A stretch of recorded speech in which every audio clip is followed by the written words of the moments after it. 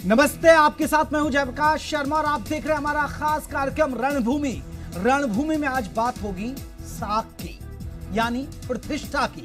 हरियाणा के बड़ौदा उपचुनाव हो रहा है, लेकिन ये उपचुनाव महज एक विधानसभा का चुनाव नहीं है, बल्कि ये उपचुनाव हरियाणा के 3 बड़े नेताओं की राजनीतिक दिशा को तय करेगा। 3 नाम पहले जान लीजिए। पहला नाम है मुख्यमंत्री मनोहर लाल का, दूसरा नाम आता है पूर्व सीएम भूपेंद्र सिंह हुड्डा का, और तीसरा नाम है पूर्व मुख्यमंत्री ओम प्रकाश चौटाला का। क्योंकि इन नेताओं का राजनीतिक करियर तक इस चुनाव में दांव पर लगा हुआ है। आज इसी मुद्दे पर बात होगी, लेकिन उससे पहले देखिए ये रिपोर्ट।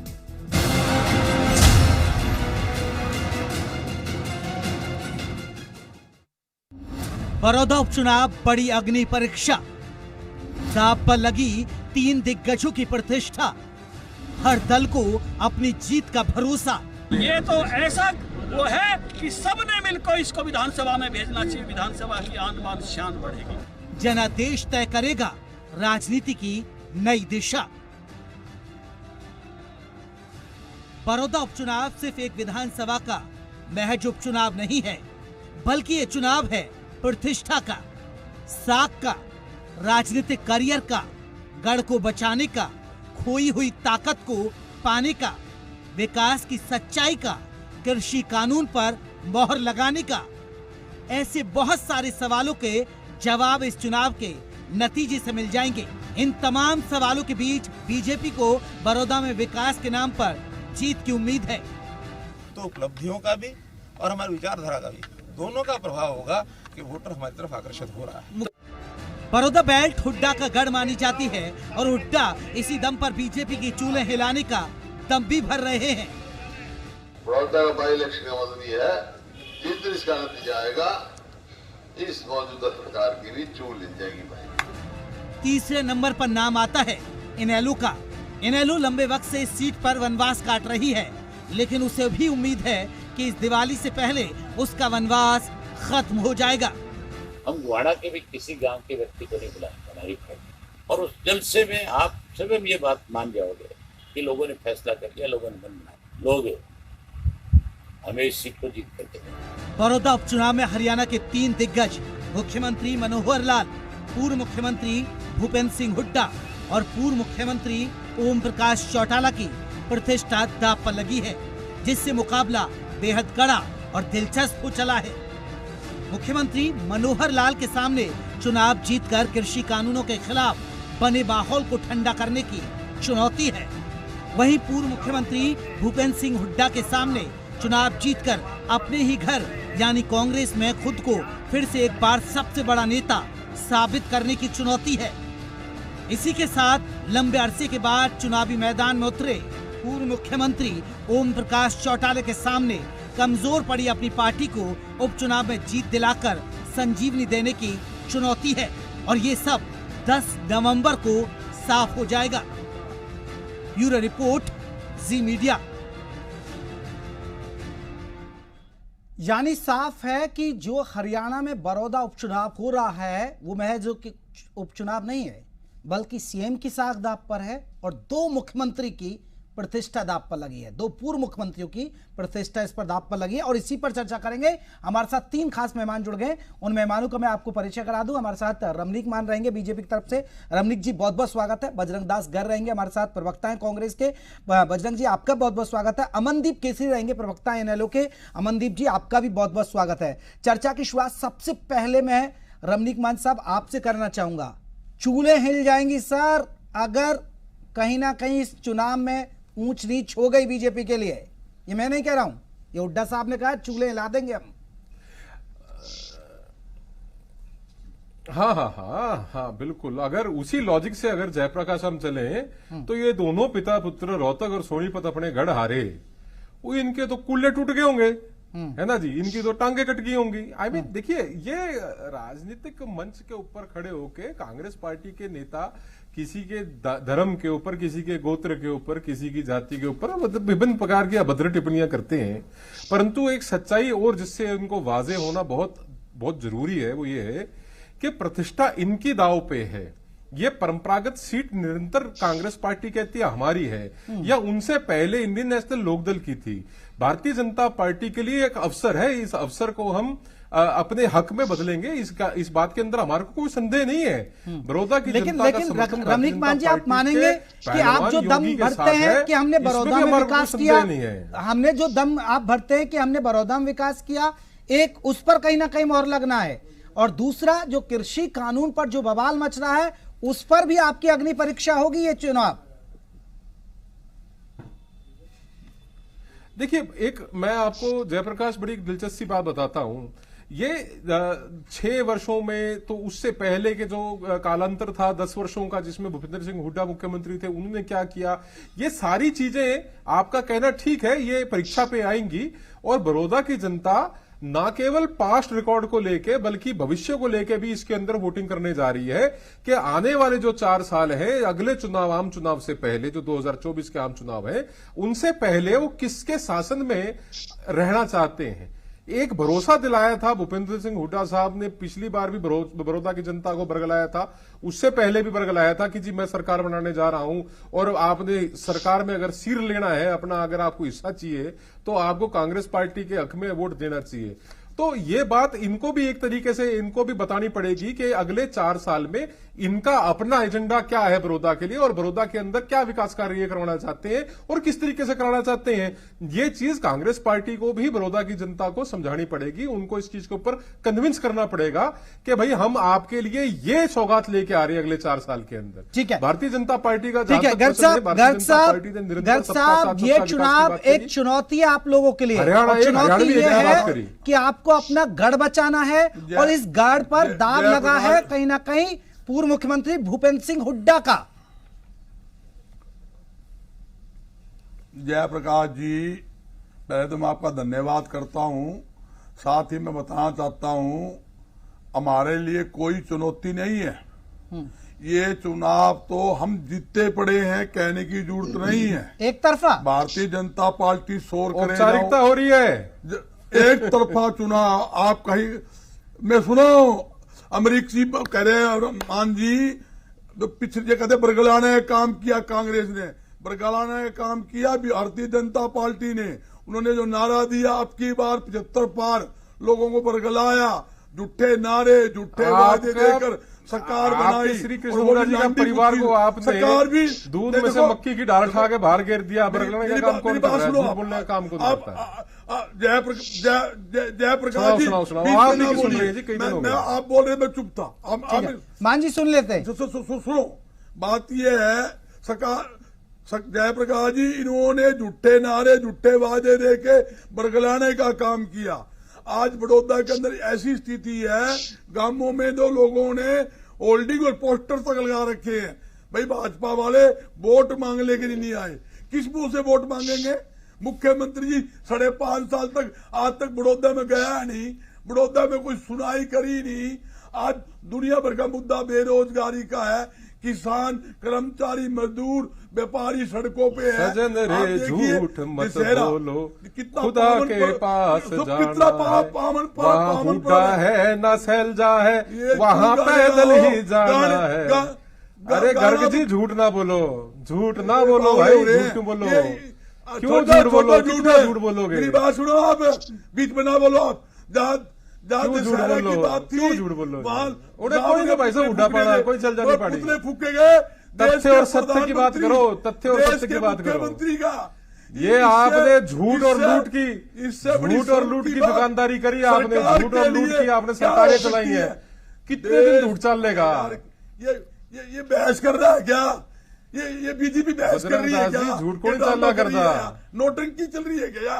बहस ही तो कर रहे हैं, आपके झूठ का उत्तर दे रहा हूँ। क्या बहस कर रहे हो? नोटंकी तो आप करो जी, न्यू कहे जी जिसके नाम ही दलाल हो, जिसका नाम ही दलाल हो, नोटंकी कौन सी हुआ करे है?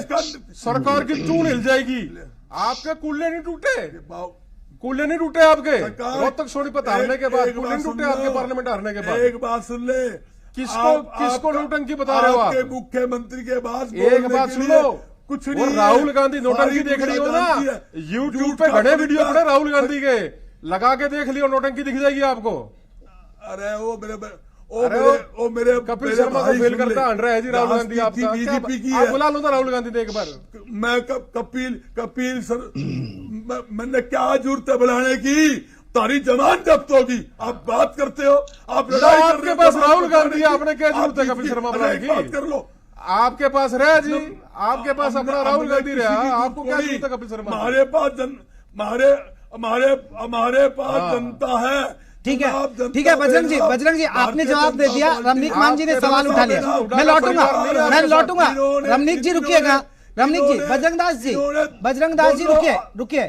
इनेलो वालों को भी तो पूछ लेते हैं सर, वो भी चर्चा में आए। ये बाबी जो बोल रहे हैं, गर्ग साहब, पूछ लेना। ठीक है। इन्होंने दोनों हाथों से हरियाणा को लूटने का काम गर्ग साहब किया, आगे मौका देंगे खाने ना, का काम मौका किया, देंगे, रुकिएगा। बर्बाद करने का काम किया। मौका देंगे गर्ग साहब। मेरे से बहस कर रहे हैं। ठीक है, हाथ ठीक है। आपका था जो लूटा गर्ग साहब थोड़ा गुस्सा शांत रखिए, अभी मौका देंगे आपको।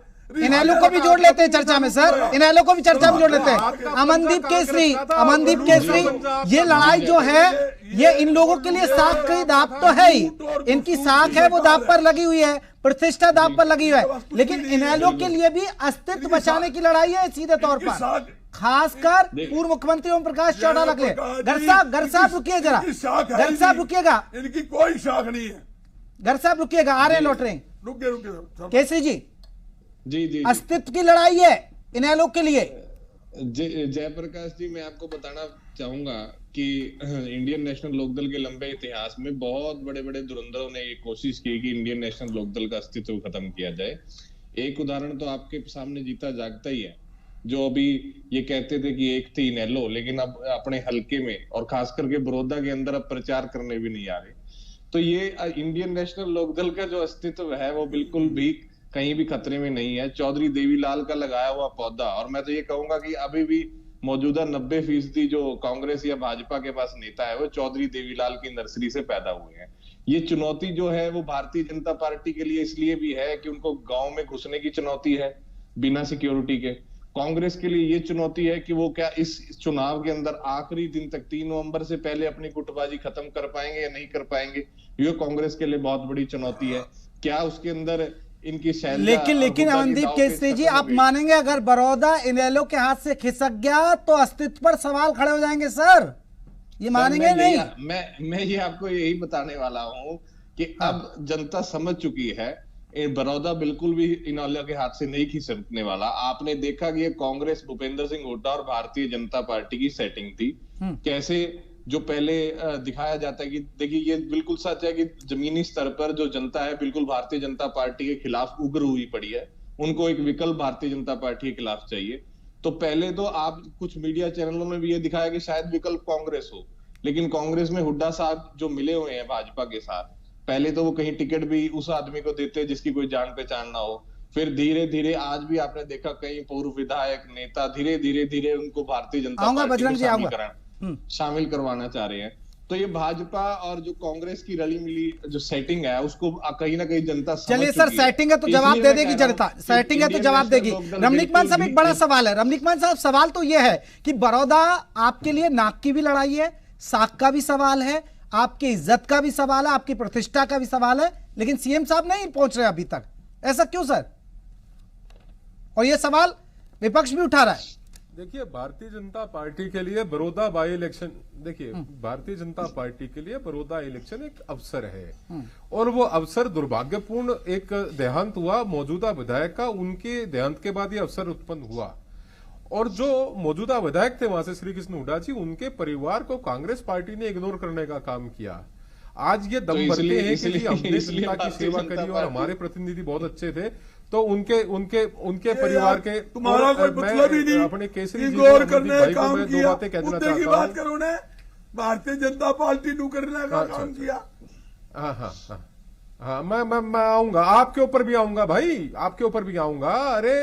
अरे महाराज, अरे देवता जी रुको, आपके ऊपर भी आता हूं। एक मिनट में जरा केसरी जी की बात का उत्तर दे दूं। केसरी जी 3135 वोट थे, 3135 से आपके 3200 हो जाएंगे, 4100 हो जाएंगे, 6100 हो जाएंगे। या आप अपने वोट शेयर को डबल कर लोगे, 2.5% वोट नहीं पड़ा आपको। एक मिनट में मैं आपके बीच में नहीं बोला। देखिए अमनदीप मैंने बड़े इत्मीनान से, अमनदीप केसरी जी मैंने बड़े इत्मीनान से आपको सुना है बिल्कुल मैंने आप बड़े कहिए इत्मीनान कि- से सुना है आपको, आप अपने शब्द में देना उत्तर। मैं देखिए, जरा अब जरा मैं नहीं कोई बात नहीं, कोई बात नहीं, कोई बात नहीं, भाजपा के झूठ कोई सुन बात सुन के नहीं, आदत मेरा हो गई है, निवेदन कोई है, बात नहीं, मेरा आप भी निवेदन कहिए। है। अच्छा अब नहीं भाई साहब देखिए, नहीं, मुद्दे पर आइए ना रमनीक साहब, सुनने की रमनीक साहब मुद्दे पर आइए ना। सीएम साहब अभी क्यों नहीं जा रहे? क्योंकि कांग्रेस कहती है कि विरोध का डर है, इसलिए वो प्रचार में ज्यादा नहीं जा पा रहे हैं अभी। मुद्दा नहीं है हाँ, इनके पास कोई मुद्दा नहीं है। अच्छा ये ना बता कोई दो, कहने को, ये ना बता दो बोलने कि को, हुड्डा ना साहब कुछ करने को। बड़ौदा क्या किया के कौन से गांव में बिना सिक्योरिटी के गए? अरे रुको तो सही, अरे अरे अरे भाई, अरे अरे गर्ग साहब महाराज, अरे आप ट्रेडर्स के अध्यक्ष हैं, मैं जानता हूं, आप व्यापार मंडल के प्रधान हो, आप व्यापार करो, अच्छी बात है, 2 मिनट रुक के बात सुनो। अरे मैं उत्तर दे रहा हूं ना, आपने एक भाई, अरे भाई बड़ी सोच वालों सुनो, अरे बड़ी सोच वालों सुनो। आप तो यूं कहते हो कि भारतीय जनता पार्टी का मौजूदा हरियाणा सरकार के अंदर कोई भी मंत्री हो, मुख्यमंत्री हो, वो बड़ौदा में जाए तो बिना सिक्योरिटी के जाए। आपके जो शीर्ष नेता हैं चौधरी भूपेंद्र सिंह हुड्डा और उनके जो सुपुत्र हैं दीपेंद्र सिंह हुड्डा सांसद, वो बड़ौदा के कौन से गांव में बिना सिक्योरिटी के गए? मेरे को एक गांव का नाम बताओ, मेरे को एक गांव का नाम बता दो ना। मंत्री का अरे ओ भाई साहब, प्रोटोकॉल, नेता प्रतिपक्ष की भी प्रोटोकॉल है, वो अपनी प्रोटोकॉल लेके जाओ। उनके वो कौन सी सिक्योरिटी के बिना गई, वो बता दो। 3 घंटे तक भाई 3 अच्छा अब घंटे तक चलो प्रदर्शन किया, मैं पीटीआई जेपी जी किसान ने इनको निकलने नहीं दिया। गर्ग साहब आप बोलो, 300 पुलिस आप बोलो, मैं आपके नैरेटिव को अभी दोस्त करूंगा, काले झंडे दिखाए, अभी दोस्त करूंगा आपके नैरेटिव को। आपके नहीं गर्ग साहब एक बात का जवाब दीजिए। गर्ग साहब अभी कई रैलियां हो रही हैं, गर्ग साहब कई रैलियां हो रही हैं, हुड्डा साहब जा रहे हैं, हुड्डा साहब की रैलियों में हुटिंग हो रही है सर, हुड्डा साहब की रैलियों में हुटिंग हो रही है और हुड्डा साहब पर यह आरोप लग रहे हैं कि आपने बड़े लोगों को नौकरियां दी। आपके सामने भी इस तरह के वीडियो आए भी होंगे गर्ग साहब, हुड्डा साहब के खिलाफ वोटिंग हो रही है कि आपने बड़े लोगों को नौकरियां दी और गरीबों को नौकरियां नहीं दी। प्रकाश जी कांग्रेस जहां कांग्रेस ना मैं थोड़ा सा ठीक करूं, सुनो मैं ठीक करता हूं। अरे गर्ग साहब रुको गर्ग साहब रुको, बड़े लोगों को नहीं, खर्ची वालों को, ठन जो रुपया छनकाता है ना, उसको नौकरी देते हैं हुड्डा साहब, जो रुपया उछालता है। अरे रुपया खर्ची वाले हैं, चाचा भतीजा वाले, ये रुपया उछालने वाले को नौकरी देते थे, खर्ची पे नौकरी मिलती थी, खर्ची पे। आपका ट्रैक रिकॉर्ड उठा के देखो, आज भी 143 इंक्वायरियां हैं, सीबीआई के केस है, अलमारियां भर भर के आपकी चार्जशीट फाइल होती है। कौन से चौधरी भूपेंद्र हुड्डा की बात कर रहे हो आप? ठीक है रमनीक मान जी मैं रोकना चाहूंगा। बजरंग दास गर्ग जी एक एक करके जवाब दीजिए ना सर, जो सवाल होता है उस पर जवाब नहीं देते, फिर जो हमारा दर्शक है, लाखों लोग आपको लाइव सुन रहे हैं, उसमें फिर कहीं ना कहीं हॉचपॉच की स्थिति पैदा हो जाती है, क्योंकि आपकी आवाज क्लैश करती है एक दोनों के। नहीं गर्ग साहब पहले मेरे एक बात का जवाब दीजिए। रमनीक जी रुकिए, मैं गर्ग साहब से जवाब ले लेता हूँ। गर्ग साहब, हुड्डा साहब जा रहे हैं, उनकी रैलियों में हुटिंगबाजी हो रही है, उन पर सवाल उठाए जा रहे हैं, उसका जवाब दीजिए। ठीक है रमनीक मान जी रुकिएगा। गर्ग साहब मेरी बात सुनो। हाँ जी। एक भी रैली के अंदर सुनो आप, जहां रैली हो रही है कांग्रेस पार्टी के नेताओं की, आज बहन शैलजा जी पूरे गांवों के अंदर मीटिंग कर रही है, हुड्डा साहब कर रहे हैं, दीपंदर बिहार के अंदर प्रभारी वोट मांगते हो, बिहार के अंदर प्रभारी है, वो पैसे तो कौन देगा पैसे, वो तो खट्टर साहब चले गए, पीछे तो सरकार लेगी। बड़ौदा आ जाओ, आपके बड़ौदा आ जाओ, पीछे तो बड़ौदा आ रहे हैं, बड़ौदा खड़े हैं, चले गए, बड़ौदा में हम बड़ौदा से ही बोल रहे, चिंता ना करो। आप सुन लो मेरी बात, बिहार चले गए, स्थिति जयप्रकाश जी है। नहीं बजरंग दास जी एक दो झटका, आज के 2 झटके पे बात करता हूँ। बजरंग जी रुकिए ना, रमनीक मान जी मैं फिर ले ला, फिर आप अपनी बात पर रखिए ना। रमनीक जी रुकिए ना, आप भी थोड़ी तसल्ली रखिए ना रमनीक जी। गर्ग साहब आज एक बड़ा हैपनिंग हुआ दिल्ली के अंदर, 2 पूर्व विधायक जो कांग्रेस से थे वो बीजेपी में शामिल हो गए सर, और पूर्व विधायक किताब सिंह ने तो खुलकर ये कह दिया वो बीजेपी के साथ है। हालांकि पूर्व विधायक है वो कह रहे, जगबीर मलिक उन्होंने कहा है कि हम समर्थन करेंगे, वो सरकारी नौकरी पर है, पीटीआई है तो वो समर्थन करें। तो सर झटके लग रहे हैं आपको भी ना, कांग्रेस के लिए भी राह आसान नहीं है। मेरी बात सुनो, बीजेपी कितने पूरे विधायक हमारे साथ आए, आप रादौर का देख लो, आपके सामने डुल साहब आए और सैकड़ों लोग लाइन में खड़े हैं, सैकड़ों लोग। आप सुनिए जयप्रकाश जी, मैं आपको स्पष्ट कर देता हूं, बीजेपी के आदमी एक मीटिंग करने की स्थिति में नहीं है बड़ौदा में, और हमारी जो कांग्रेस की मीटिंग होती है 10-10 हजार आदमी, 5-5 किलोमीटर लंबा जुलूस आपके सामने ट्रैक्टरों का, गाड़ियों का चल रहा है, तो कहीं ना कहीं अब कांग्रेस की पेट होगी जब ही चल रहा है। और इनके तो कोई मंत्री जब जाता है गांव में 300 पुलिस लगा देते हैं, और जब 3-3 घंटे प्रदर्शन करते हैं किसान और पीटी वाले, झंडे दिखा कर नारे मारते हैं, मसाई पुलिस वाले हाथ जोड़ जोड़ के वो मंत्री को बाहर निकालते हैं।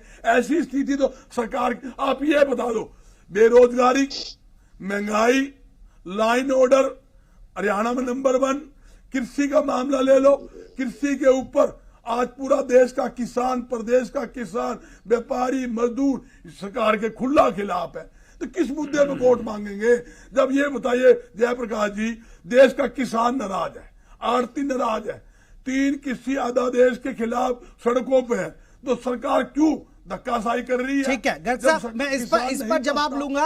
अमन, मैं रमनीक मान जी से जवाब लूंगा, लेकिन अमनदीप जी से एक सवाल है था। अमनदीप जी, आप दावा कर रहे हैं कि यहाँ इनेलो का गढ़ रहा है तो अब इनेलो लौट जाएगी, लेकिन सर आप पर एजेंडा क्या है?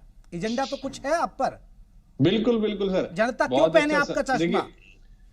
काफी देर से, जैसे अच्छी चीज सुनने के लिए 2-3 फालतू ऐड देखनी पड़ती हैं, तो काफी देर से ये जो चर्चा थी फालतू की, आपने अब अच्छा सवाल किया कि एजेंडा इंडियन नेशनल लोकदल का क्लियर है, और वो बड़ौदा की जनता भी समझ चुकी है कि सबसे पहले केवल भाईचारा बनाने की बात, ये दोनों पार्टियां जो है भाईचारा बिगाड़ने की बात कर रही हैं, जातिवाद पर चुनाव लड़ना चाहती है।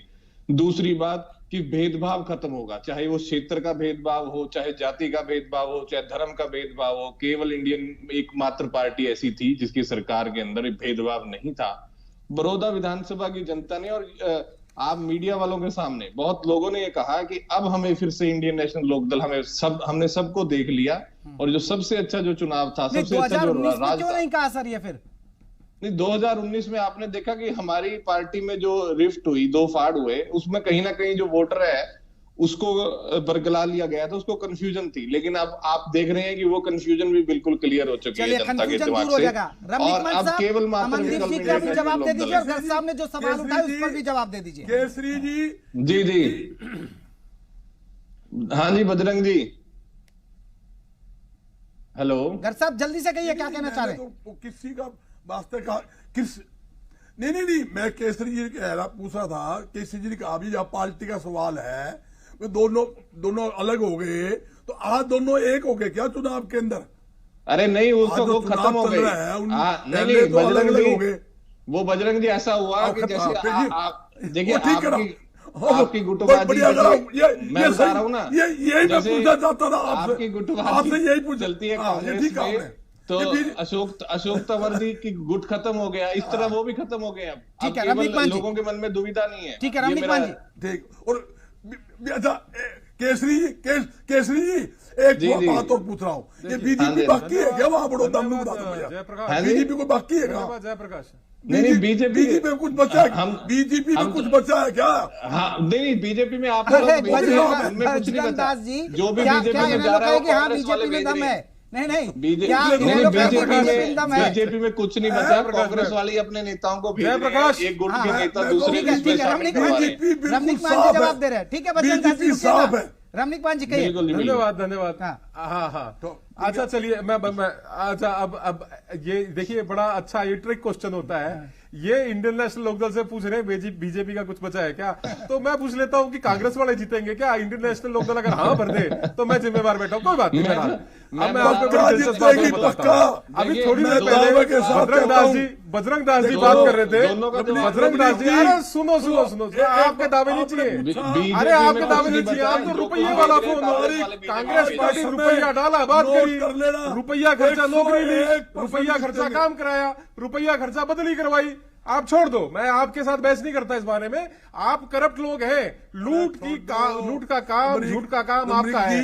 ये आपने ना दोनों हाथों से लूटा, हाथ जो है ना लूटने वाले वो कांग्रेस पार्टी के होते हैं।